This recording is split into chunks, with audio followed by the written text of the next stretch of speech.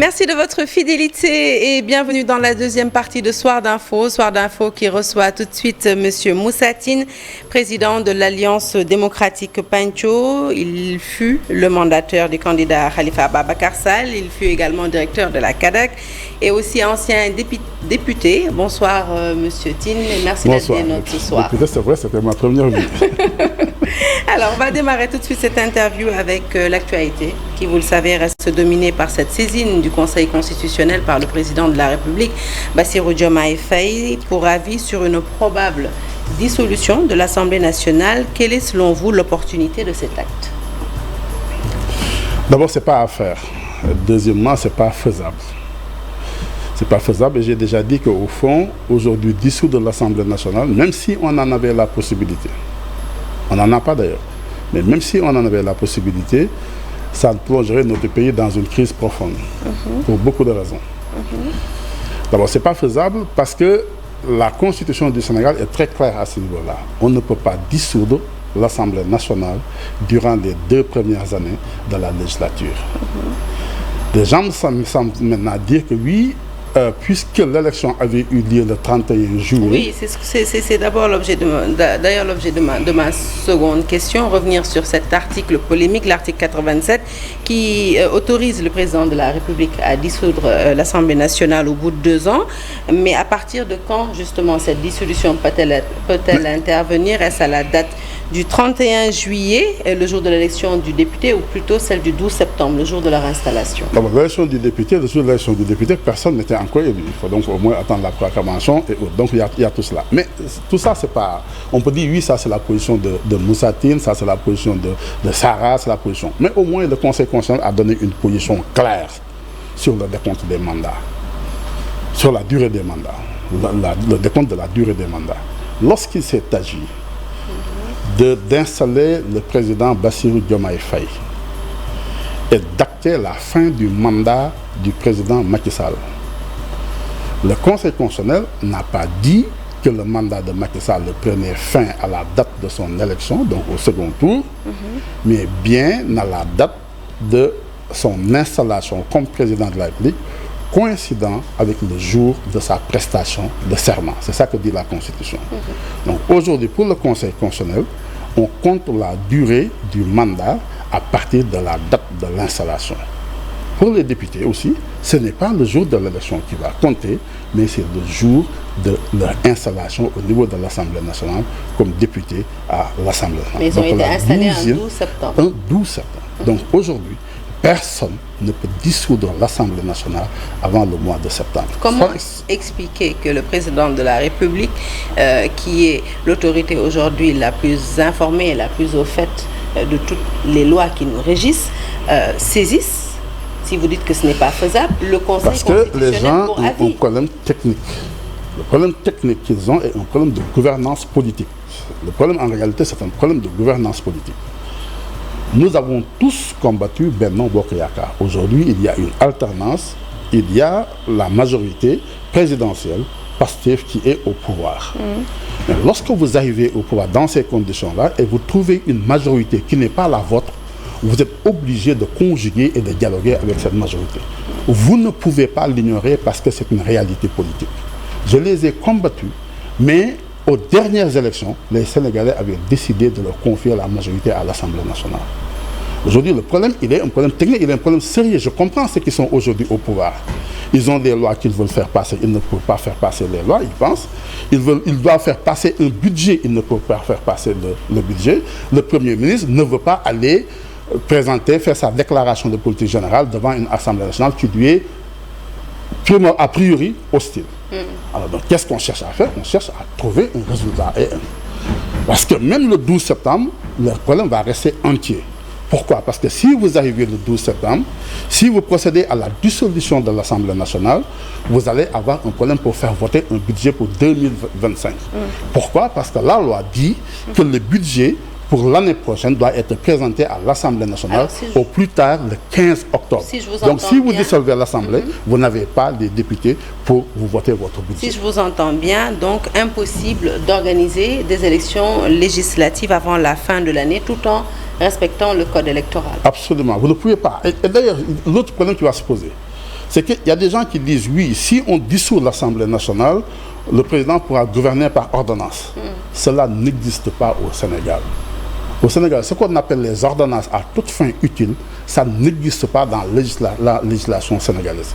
Les seules ordonnances qui existent sont les ordonnances qui font suite à une habilitation du président de la République par une autorisation votée par l'Assemblée nationale. Donc même si vous dissolvez, vous ne pouvez pas avoir d'ordonnance. Donc vous ne pouvez pas gouverner. La deuxième chose qui reste un problème, c'est que nous avons dans notre législation des mécanismes nouveaux qui n'avaient pas été pris en compte par la Constitution de 2001. Lesquels? Le parrainage. La loi donne des délais pour faire le parrainage.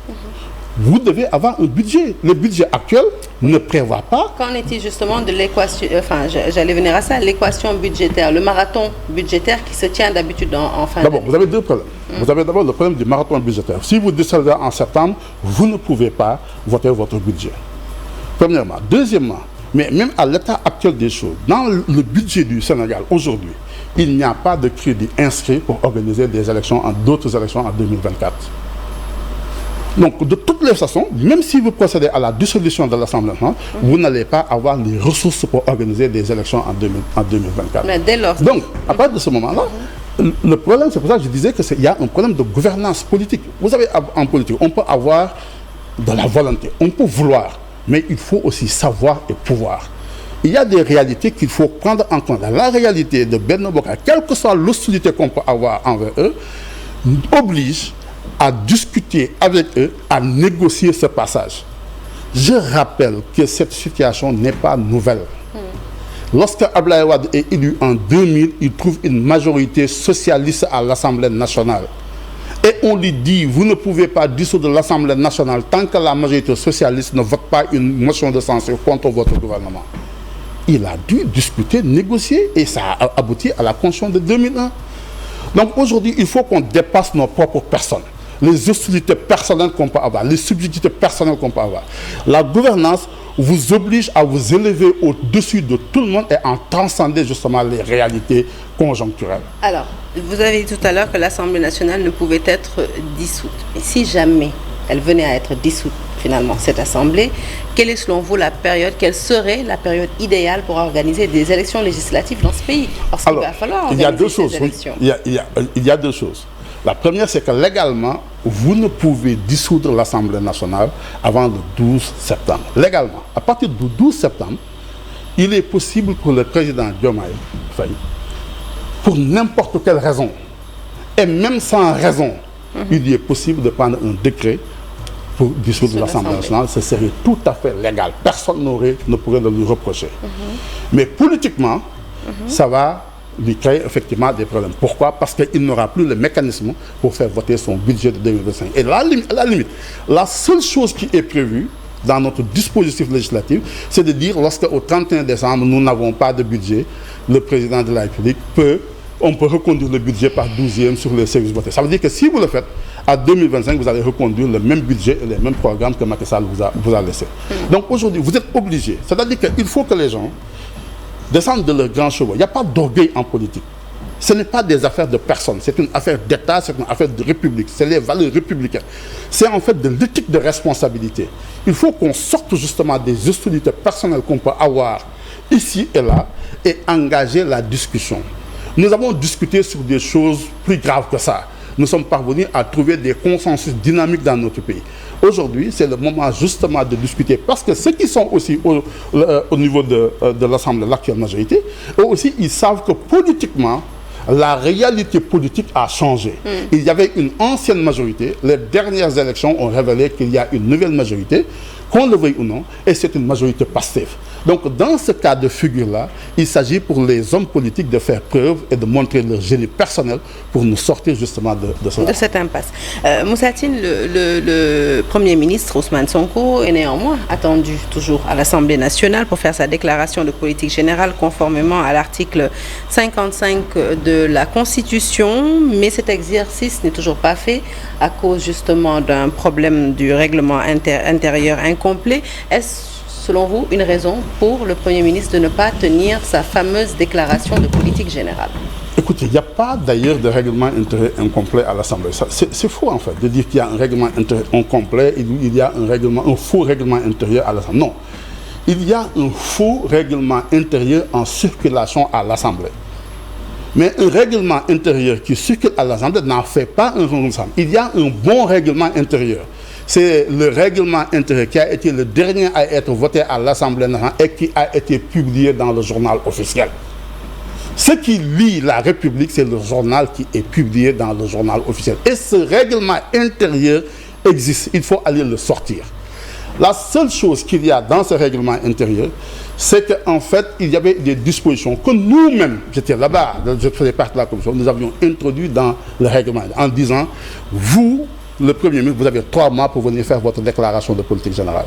Vous devez que l'Assemblée doit être informée à 8 jours. Quand on l'a fait, il y a eu un débat avec l'université. L'université nous a dit que nous n'avions pas le droit de le mettre dans le règlement intérieur parce que la Constitution ne prévoit pas de délai restreignant le Premier ministre quant à sa déclaration de politique générale. Donc c'était ça d'abord le débat au départ.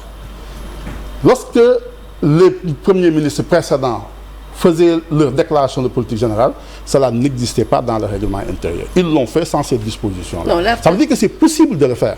Parce que la Constitution, qui est supérieure au règlement intérieur de l'Assemblée nationale, prévoit déjà les mécanismes et dit qu'il faut aller le faire. Et on sait comment il faut le faire. Donc à partir de ce moment-là, il faut effectivement on peut aller le faire. Qu'on éclaire quelque chose. Vous dites qu'il n'y a pas de faux règlement, de règlement intérieur incomplet. Aujourd'hui, on a mis en place quand même une commission justement pour réactualiser un règlement intérieur. Si on parle de réactualisation, c'est que forcément il y a...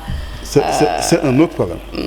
Lorsqu'on a déposé une motion de censure au niveau de Yewwi Askan Wi, on l'a fait avec l'actuel règlement intérieur. C'était pas il n'y a pas longtemps. Lorsque le Premier est allé à l'Assemblée, il l'a fait avec l'actuel règlement intérieur qui est à l'Assemblée nationale. Parce qu'au fond, une loi organique ne complète que la Constitution. C'est pour ça que d'ailleurs une loi elle est organique lorsque la Constitution le dit. C'est aussi simple que ça. Donc en réalité, même si vous mettez le règlement intérieur qui régit les rapports et l'organisation du travail à l'Assemblée à partir du moment où le Premier ministre franchit le seuil de l'Assemblée. C'est ça en fait le problème. C'est les travaux internes à l'Assemblée. Mais ce qui nous lie aujourd'hui et ce qui organise les rapports entre le président de la République et l'Assemblée nationale, c'est la Constitution, notamment dans le titre qui parle des rapports entre l'exécutif et le législatif. Donc on n'a pas de problème à ce niveau. Le Premier ministre devait tenir ça. Oui, il a non seulement. D'abord, la déclaration constitutionnelle est une opportunité pour le Premier ministre. Ce n'est pas une contrainte. C'est le moment pour lui d'aller décliner sa politique. Et je donne il y a 2 jours un exemple. J'ai dit, si le Premier ministre avait fait sa déclaration de politique générale, montrer en fait la nécessité et l'option du gouvernement d'aller vers l'organisation de la voie publique, de l'espace public, s'il avait bien expliqué, c'est un moment de pédagogie, d'explication. Si demain on décidait en fait de remettre en place, de régler le problème des ambulants dans la rue, le problème ne se poserait pas parce qu'il se serait déjà expliqué sur le point. Donc c'est une opportunité qui lui est offerte. Maintenant, la crainte qu'il y a, c'est qu'il aille faire sa déclaration de politique générale et par la suite qu'il y ait une motion de censure contre lui. Je ne pense pas d'ailleurs que la majorité actuelle puisse penser une seule minute déposer une lettre parce qu'ils sont conscients que la réalité, elle a changé. Donc, on ne peut pas sortir de cela. Même la majorité actuelle a dû dire en un certain moment, nous allons nous-mêmes sortir de la Constitution le droit de dissolution. L'actuelle majorité elle-même ne peut pas faire ça. Il faut qu'on revienne justement au texte.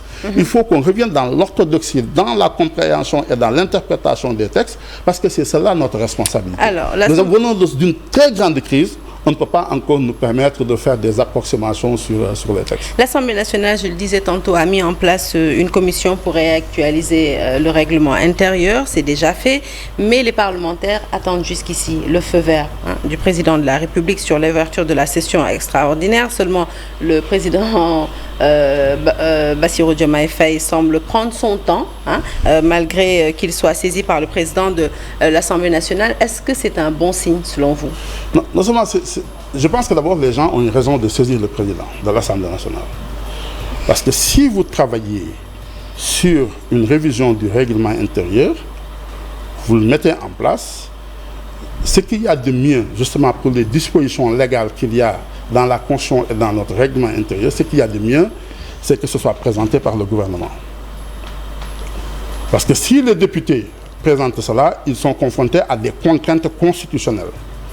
La Constitution dit, lorsque vous faites une proposition de loi, si la proposition de loi entraîne des incidences financières, qu'elle augmente les recettes, les dépenses de l'État ou qu'elle diminue les recettes, vous êtes obligé de trouver des recettes compensatrices. C'est pour ça que souvent d'ailleurs, on dit oui, les députés ne déposent jamais de proposition de loi parce qu'en réalité, ils ont des contraintes auxquelles ils doivent faire face.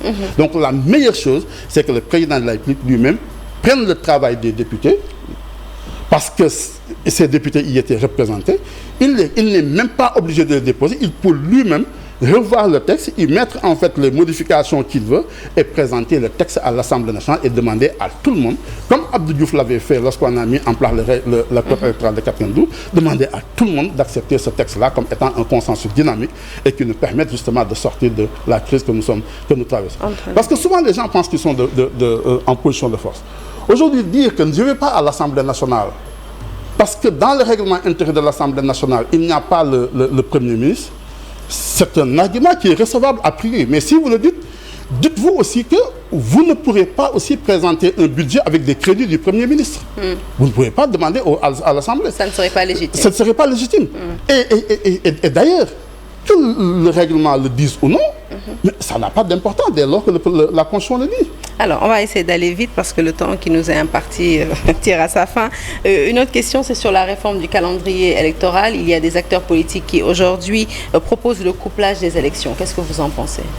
Alors, il y a eu un consensus depuis 1992. On ne voulait plus coupler des élections au Sénégal. Pourquoi? Parce qu'effectivement, il y a des gens qui peuvent voir tout de suite la différence, voir pour qui je vote, faire le choix et autres. Donc, si les gens veulent revenir sur ce consensus, oui, c'est possible. Mais attendez, la question des locales ne se pose pas. Aujourd'hui, ce qui se pose, c'est que la nouvelle majorité présidentielle a besoin d'une majorité parlementaire pour pouvoir gouverner et mettre en œuvre sa politique. Le fait qu'il y ait une autre majorité locale n'influe en rien la politique menée par l'exécutif au niveau national. Il faut qu'on accepte aussi souvent de respecter les règles du jeu. Moi-même, j'aimerais bien qu'on puisse prendre une chance et aller effectivement discuter les élections à titre. Mais ce ne serait pas vraiment de fair play de le faire. Il y a des citoyens au niveau local qui ont fait confiance à des personnes, qui leur ont confié leur destinée au plan local et dans leurs affaires locales. Cela n'a rien à voir avec la majorité présidentielle. Donc je ne vois pas aujourd'hui ce qui légitimement pourrait justement nous amener à devoir dissoudre les collectivités locales et territoriales qui ont été mises en place. Alors vous étiez un des leaders de la coalition Yewwi Askan Wi, ce qui vous a permis d'avoir des députés à l'Assemblée nationale avec PASTEF, entre autres. Qu'est devenue cette coalition? Alors, vous vous rappelez qu'on nous avait déjà sorti de la coalition. Et bon, d'ailleurs, de ce que je vois aussi, j'ai l'impression qu'au fond, aujourd'hui, ce qu'on cherche à mettre en place, ce n'est plus une majorité de coalition, c'est une majorité passive. On ne peut pas reprocher ça aux gens qui sont là. Ils sont libres de dire, écoutez, nous venons d'arriver au pouvoir, nous sommes aujourd'hui portés, nous sommes un phénomène populaire porté par tous, nous allons avoir une majorité populaire. Maintenant, les autres, ce qu'il y a à faire, c'est de créer un discours pour montrer que, justement, de ce que nous venons de voir, il est important qu'il y ait aussi des contre-pouvoirs à mettre en place dans ce pays-là. Vous avez justement quitté le PASTEF. J'étais au PASTEF, non? Non, je veux dire, votre leader a quitté cette coalition et le PASTEF a poursuivi sa marche victorieuse justement vers le palais de la République. Aujourd'hui, quel est le sentiment qui vous anime ou qui anime votre leader, en tout cas, même si vous prenez le risque de parler à sa place? Est-ce que vous seriez animé par des regrets de vous être séparés? Non, pas du tout, pas du tout. Vous savez, en politique, chacun, à un certain moment, en autre, prend des décisions. C'est-à-dire que nous n'avons pas été le seul. Le PUR a considéré qu'il devait présenter effectivement une candidature. Déthié Fall a considéré qu'il devait se présenter à l'élection. D'autres même, si n'eût été en fait le parrainage, allaient aussi se présenter justement à l'élection. Donc, chacun, à un certain moment, c'est-à-dire en politique, chaque personne ne confie sa destinée à quelqu'un d'autre. Maintenant, bon, quelqu'un peut considérer que oui, tout le monde devait être derrière moi. C'est aussi normal. L'ego, ça fait aussi le leader politique. Donc, chacun est libre justement de le faire. Nous ne regrettons pas d'avoir essayé. Nous avons un certain nombre de regrets. simplement parce qu'à un certain moment, on a laissé les gens de coller des images qui n'étaient pas les nôtres. On devait être combatifs sur un certain nombre de choses. On a considéré que nous sortions d'une alliance et il y avait un certain nombre de choses à mélanger.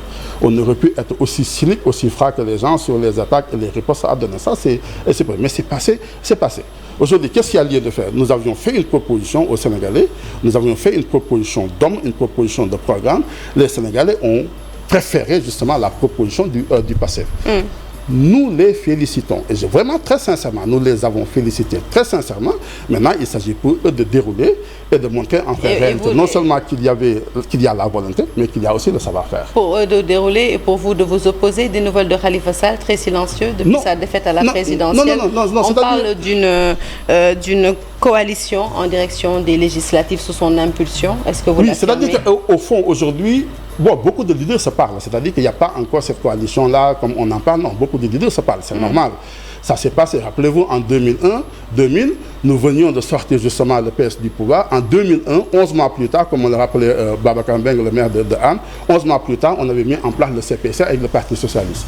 Le PDS, on l'a combattu le 23 juin. Ensuite, on s'est retrouvé avec le PDS dans des coalitions. Donc, c'est normal qu'après qu'il y ait une nouvelle majorité... Est-ce qu'il y a cette grande coalition? Non, on n'en est pas encore là. Non, pas Est-ce qu'il y a eu des contacts entre vous et le PASTEF? Oui, on se parle. Moi, je parle et le PASTEF? Non, le PASTEF, non. Le PASTEF a défini aujourd'hui son périmètre de gouvernance et de gouvernement.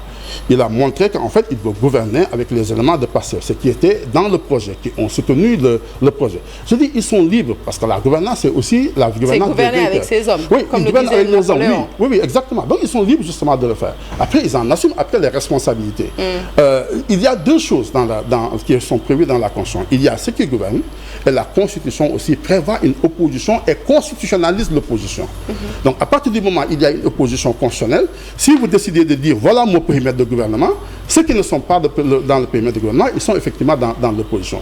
Une élection, effectivement, c'est des valeurs qu'on partage, mais c'est aussi une stratégie parce que les partis politiques, leur légitimité et leur fonction constitutionnelle, au-delà justement de la gouvernance, de la formation des uns et des autres, c'est aller à la conquête du pouvoir. Alors, dernière question, c'est sur le silence radio de Barthélémy Dias, le maire de Dakar, qu'on n'entend plus. Des nouvelles de lui? Il n'est pas là d'ailleurs, il est aux Jeux Olympiques, il est dans sa mairie, je vois qu'il fait ses réalisations, il communique par ses réalisations. Merci beaucoup, Moussa Tine, président de l'Alliance démocratique Pencho, d'avoir été notre invité dans Soir d'Info. Et puis, à très vite. C'était un plaisir. Excellente suite de programme. Notre compagnie, l'actualité, je le rappelle, se poursuit sur toutes nos plateformes digitales. Quant à moi, je vous dis rendez-vous à demain, 20h, pour le journal avec grand plaisir. Merci.